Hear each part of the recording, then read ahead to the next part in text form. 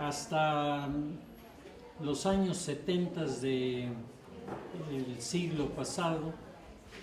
los informes presidenciales representaban la fiesta del presidente.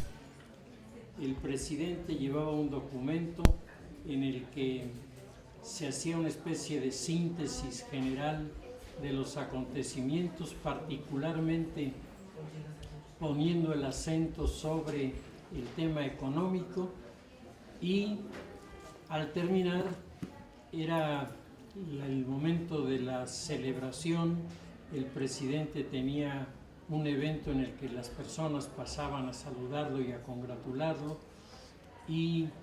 en el escenario del modelo republicano de nuestro país marcaba como el punto de equilibrio entre el poder de la presidencia y la presencia de la Cámara de Diputados. Una Cámara de Diputados que poco a poco fue cambiando, y que fue cambiando a partir del surgimiento de la idea de los diputados plurinominales, que curiosamente hoy el Partido Revolucionario Institucional está proponiendo suprimir un buen número de ellos para las próximas elecciones. El tema de los diputados plurinominales es muy importante recordarlo. Busca mantener el equilibrio de la representación y evitar la sobrerepresentación de un grupo y la subrepresentación del resto de la comunidad. Esto creo que es uno de los factores que se ha olvidado cuando se hace una referencia a los plurinominales solo en lo que se refiere a su número. Es decir, se señala que los plurinominales, como son muchos, han venido a alterar el presupuesto de la Cámara de Diputados. El presupuesto de la Cámara de Diputados, yo coincido, es muy abultado y es necesario hacerle rebajas, pero eso tienen que hacerlo los propios diputados, y lo tienen que hacer pensando sobre todo en suprimir toda una serie de gastos superfluos que, a la hora en que la sociedad civil los conoce, protesta tanto contra el funcionamiento de los diputados, y confundiendo una cosa con otra, ciertos sectores de la sociedad estarían de acuerdo en la desaparición incluso del concepto de los diputados plurinominales. Como una observación, en Europa la representación más importante en las cámaras sería de diputados tipo plurinominal, porque estos cumplen con una función que no pueden llevar a cabo los que están trabajando en el terreno de la representación en votación por mayoría. Los diputados plurinominales en Europa, que se eligen por lista, que es una de las propuestas que se está pensando aquí en México, sin duda alguna nos hablan de un modelo democrático que ha atravesado ya por la etapa que nosotros pasamos y ha descubierto que la carrera política de los diputados es una fórmula mejor que el estar experimentando sexenio a sexenio con gente inexperta, que al final no logra muchos de los propósitos porque les falta el conocimiento del cómo hacer las cosas. El tema de los informes de gobierno comenzó a cambiar, decíamos, con los plurinominales en nuestro país. La Cámara de Diputados dejó de ser el recinto donde, cuando el presidente era cuestionado por cualquier tema,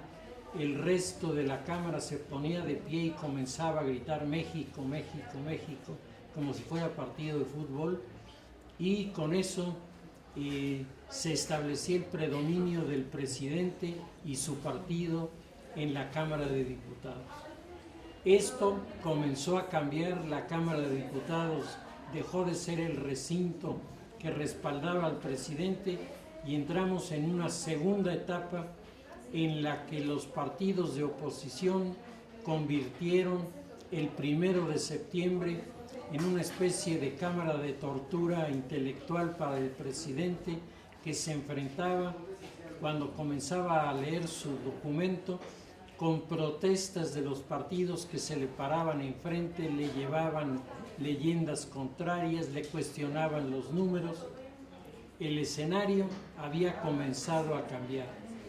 Hoy, ante la expectativa del segundo informe del presidente Enrique Peña Nieto, sabemos perfectamente que el presidente no estará en la Cámara de Diputados. Se tendrán que hacer arreglos y maniobras para que finalmente los diputados de los partidos de oposición acepten que se entregue por parte del Ejecutivo el documento que tiene que ser analizado en la Cámara con los datos del informe presidencial, y sabemos que en la medida en la que el grupo operador de la presidencia haya trabajado, pues en esa medida se tendrá una mayor posibilidad de hacer las cosas con una gran civilidad. En nuestro país, la ciudadanía ha venido perdiendo respeto por las instituciones políticas. En este mundo posmoderno en el que la desinstitucionalización es una de las características más sobresalientes, la pérdida del respeto a las instituciones por parte de la sociedad civil ha venido en aumento y ha venido creciendo. Primero, la protesta de la sociedad, sobre todo por los abusos y por los excesos en los que algunos diputados y algunos senadores han incurrido, que han venido ocupando, y ustedes que están en los medios lo saben perfectamente bien, las primeras páginas de nuestros periódicos en los últimos días de este mes. Estamos viendo y estamos palpando a través de las denuncias toda una serie de irregularidades que evidentemente ante la sociedad civil significan descalificación. Sin embargo, es muy importante recordar que el Estado de Derecho que nosotros aceptamos establece precisamente toda una serie de reglas para garantizar no solo la convivencia de las diferentes fuerzas políticas en el país, sino para garantizar que la sociedad esté representada dentro de los organismos de las cámaras, y la sociedad debe tener a través de sus diputados el mejor acercamiento con los problemas que pretenden resolverse. Esto es lo que se ha perdido. Nuestros diputados se van cada uno por su cuenta, nos los encontramos desde construyendo castillos para tener seguramente un feliz retiro cuando abandonen la vida política, hasta los que viajan de manera incansable de un lugar a otro de los centros turísticos, siempre, desde luego, según ellos, con un pretexto de representación política de nuestro país. Todo esto ha venido deteriorando la imagen de las cámaras, pero el Estado de Derecho sigue vigente. Las cámaras de diputados, la Presidencia de la República, la Suprema Corte de Justicia representan los tres soportes sobre los que descansa el derecho en la política en nuestro país, y creo que esto no debemos perderlo de vista, porque en el momento en el que le diéramos la espalda al modelo, los resultados se tornarían en contra de la propia sociedad, porque nos aproximaría al límite de la anarquía, que es lo peor que le puede ocurrir a una sociedad. Hoy, a unos días de la presentación del segundo informe de gobierno, nos damos cuenta de que a un sector amplísimo de la sociedad el tema parece importarle bastante poco. En el pasado, yo creo que a todos nosotros nos tocó, se suspendían las labores en el país y todo el mundo estaba pendiente de lo que se decía. Hoy no solamente hay una desatención sobre el particular, sino además hay un menosprecio por lo que el informe de gobierno puede presentar. Aún así, la Presidencia de la República llega a este segundo informe con una serie de resultados positivos en las manos y una serie de cuestionamientos sobre los acuerdos a los que se ha llegado en las materias más importantes, como son las reformas que tanto han dado que hablar en nuestro país y que tantas discrepancias han provocado dentro de los partidos, tanto el partido del gobierno como los partidos de oposición. El presidente sigue teniendo en las manos una carta valiosa, que es el Pacto por México, con todas las deficiencias, las críticas y lo que quiera hacerse. Es uno de los haberes significativos del presidente, que viene ahora acompañado de lo que se pudo negociar con la oposición en las reformas fundamentales de nuestro país, la reforma educativa, la reforma energética, la reforma de los medios de comunicación, la reforma política. Las reformas más importantes se han puesto sobre la mesa y se ha discutido sobre ellas. Como en toda democracia, nos encontramos que el factor que destaca no es el factor de la unidad, sino el factor de la disidencia. Es decir, hoy lo que está predominando en el esquema de nuestras cámaras es precisamente la base del espíritu de la democracia, la capacidad de que cada quien pueda dar sus opiniones, estableciendo su disidencia respecto a lo que se está proponiendo por parte del Ejecutivo. Se han hecho negociaciones, se ha llegado finalmente a acuerdos, y todo esto ha venido a provocar toda una serie de reclamos por parte de los partidos que en este momento, comentábamos hace un rato, en este momento el partido oficial está proponiendo que se haga una consulta popular para reducir el número de los diputados. Los partidos de izquierda se están poniendo de acuerdo para convocar a la sociedad a pronunciarse sobre el tema de la reforma energética, considerando que los acuerdos y las resoluciones de la Cámara en relación al manejo de nuestros energéticos petroleros y sobre todo la reforma a petróleos mexicanos sería como una entrega de la soberanía de nuestro país a los inversionistas extranjeros. Y por otra parte, el Partido Acción Nacional está pidiendo una consulta a la sociedad civil sobre el tema de los salarios, del salario mínimo. El escenario que se está componiendo es un escenario no solo de segundo informe, es decir, cuando en los antiguos los síntomas del presidencialismo en el pasado, el segundo informe significaba el subir un escalón muy importante para comenzar a establecer el verdadero control de la presidencia sobre la política del país. Hoy el presidente creo que se daría por bien servido si sus presentaciones sobre las reformas suscitan algún respaldo más allá del partido oficial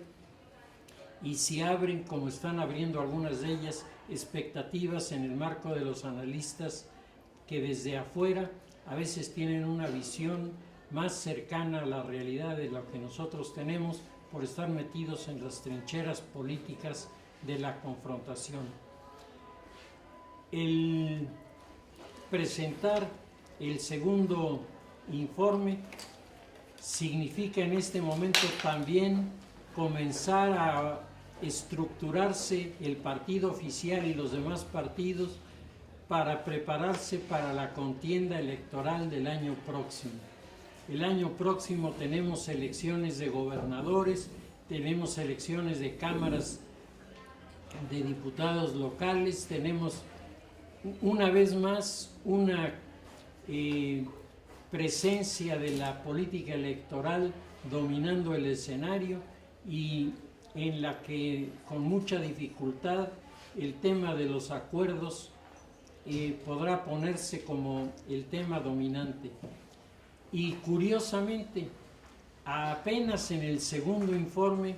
yo creo que hacía mucho tiempo no había una euforia sobre la sucesión de la próxima presidencia como lo hay en este momento. Al interior de los partidos, el tema de los posibles candidatos se está manejando todos los días, se está manejando a través de los diferentes medios de comunicación como si fuera algo totalmente normal. A mí me parece que todavía le falta mucho tiempo al tema de la sucesión presidencial y sin embargo ustedes encontrarán que muchas de las notas televisivas, radiofónicas y de los periódicos en nuestro país giran en torno a los posibles candidatos tanto de la izquierda como de el partido oficial y desde luego de el Partido Acción Nacional, que en algunos momentos parece recuperar su capacidad de representación para que no falte el diputado que pone la nota, ahí diríamos de color azul marino, que nos deja ver que el tema de la corrupción es el tema más serio que hay en la política, no solo de nuestro país, es el gran tema de la política a nivel nacional. Rusia, China, Japón, Corea del Sur, están en este momento presentando síntomas muy elevados de corrupción al interior de sistemas políticos que, siendo semejantes al nuestro, en tanto que son democráticos, tienen sus variantes del mundo europeo y del mundo asiático, dejándonos una enseñanza que yo creo que la ciudadanía, la sociedad civil, tiene que enfrentar de una manera muy firme. El tema de la creciente presencia de la corrupción en los medios, la irrupción de los recursos del crimen organizado que ponen en riesgo la seguridad de los países. Pues el escenario está presentado así. Nos vamos a encontrar el próximo lunes ante este desafío de meter el documento del presidente a la Cámara para presentarlo. Luego seguramente escucharemos un mensaje de la presidencia y finalmente el tema del segundo informe de gobierno nos dejará con todas las dudas que seguimos teniendo del funcionamiento de nuestro sistema político y sobre todo de los resultados en las reformas fundamentales que a todo mundo nos siguen pareciendo muy poco, nos siguen pareciendo muy recortadas respecto a lo que nuestro país necesita. Pues así está la convocatoria, así están las expectativas y así enfrentaremos este segundo informe de gobierno del presidente Enrique Peña Nieto.